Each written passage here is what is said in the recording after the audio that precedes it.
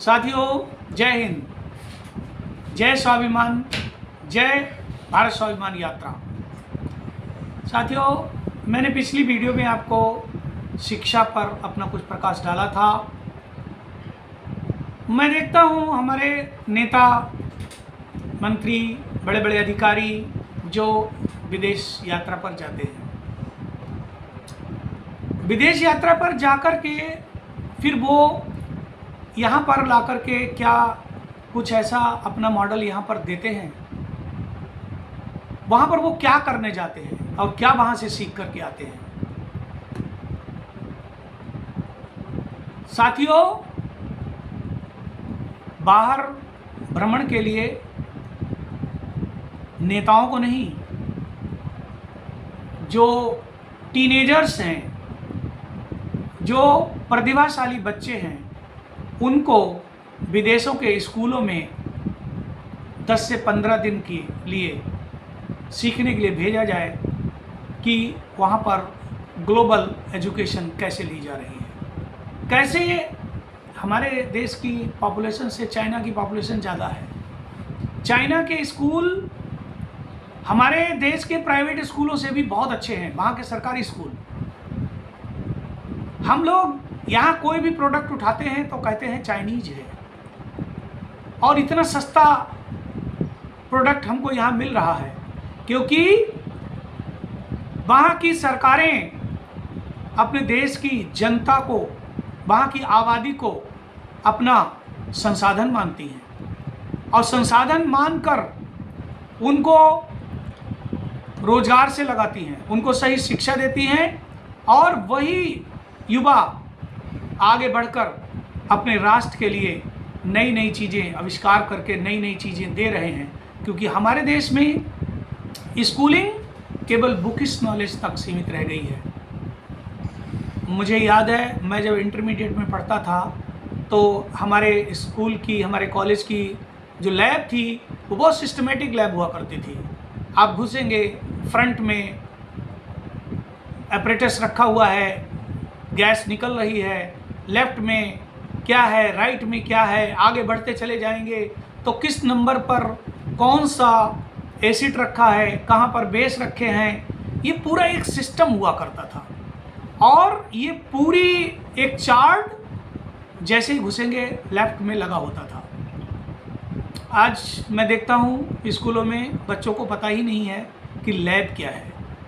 Library शब्द धीरे धीरे ख़त्म हो रहा है। लाइब्रेरी किसको मान लिया कि बच्चा घर से जाता है पिट्ठू बैग लाद करके और किसी कोचिंग संस्थान या कहीं जा कर के बैठ जाता है और कहता है मैं लाइब्रेरी जा रहा हूँ। उस लाइब्रेरी में ना कोई किताब होती है, ना कोई वहाँ पर गाइड होता है। आप बैठे, अपना मोबाइल खोला, अब मोबाइल पर आप पढ़ने लगे। तो मुझे लगता है कि उन लाइब्रेरियों में जाने की बजाय क्या हम अपने घर पर बैठ कर के शिक्षा नहीं ग्रहण कर सकते हैं। एक बार मैंने एक बच्चे से पूछ दिया, सुबह 9 बजे निकला था, शाम को 8 बजे वो अपने घर लौटा, तो मैं उसी के घर पे था। तो मैंने उससे पूछा कि आज आपने लाइब्रेरी में क्या पढ़ा। तो वो मुझे ये नहीं बता पाया कि आज मैंने क्या पढ़ा। बैग पलटने लगा, कॉपियाँ, बुक्स पलटने लगा। मैंने कहा बेटा बुक्स कॉपियाँ मत पलटिए, आज आपने लाइब्रेरी में बैठकर क्या सीखा वो मुझसे साझा करिए। तो बच्चा मुसीबत में पड़ गया क्योंकि बच्चे की माँ और दादी सभी लोग उस पर टूट पड़े। तो दिन भर करता क्या रहा वहाँ बैठा। तो साथियों, हमारे देश में जो नई नई प्रथाएं चल रही हैं, जिनका नाम कुछ है और काम कुछ है। स्कूल कॉलेजेस में फेयरवेल पार्टियों में विस्की और बियर सर्व की जा रही है। तो ये भी हमारे देश का दुर्भाग्य है। वैसे तो विस्की बियर कोई ख़राब चीज़ नहीं है, लिमिट में अगर हम लेते हैं तो वो हमारे शरीर को स्फूर्ति प्रदान करती है। लेकिन जब कोई बच्चा बहुत ही युवा अवस्था से ड्रिंकिंग, स्मोकिंग में आ जाता है तो फिर वो होल लाइफ उसको छोड़ नहीं पाता है। आज एक बहुत ही कटु अनुभव हुआ। मैं एक गेस्ट हाउस में रिसेप्शन में बैठा था रूम में, तो वहाँ से कुछ लड़कों की टीम निकली। तो मैंने उनसे पूछा, आप लोग क्या करते हैं? तो लड़के बोले कि मैं एक सिगरेट का प्रचार करता हूँ। तो मैंने कहा कौन सी सिगरेट है, दिखाइए। तो उन्होंने एक सिगरेट की डिब्बी मुझे दिखाई और दिखाने के बाद जेब में रख ली। मैंने कहा क्या प्रचार करते हैं? बोले मैं फ्री बांटता हूँ। किसको? मैं बोले पिलाता हूँ, और जो सिगरेट पीता है उसको मैं डिब्बी फ्री देता हूँ, इसकी कीमत 80 रुपये है। तो ये कौन सी कंपनियां हैं, सिगरेट में क्या पिला रही हैं कि उनको फ्री पिलानी पड़ रही है? साथियों, अंग्रेज़ों ने यहाँ आकर के फ्री में चाय पिलाई और पूरा देश लूट लिया था। आज ये कंपनियां फ्री में सिगरेट पिला रही हैं और भी तमाम ड्रग्स जो फ्री में बांटे जा रहे हैं, और ये हमारे देश को कहाँ ले जा रहे हैं? इस पर हमारी सरकारें क्या ध्यान दे रही हैं? कहीं भी कोई भी आदमी कुछ भी करने लगे, जब तक उस पर FIR नहीं होती है, जब तक वो पकड़ा नहीं जाता है, तब तक कोई एक्शन नहीं होता है। किसी भी पब्लिक प्लेस पर कोई भी व्यक्ति कहीं भी खड़ा हो जाता है, कोई मतलब नहीं है। तो साथियों, कानून नए नए बनाने से देश समृद्ध नहीं होगा।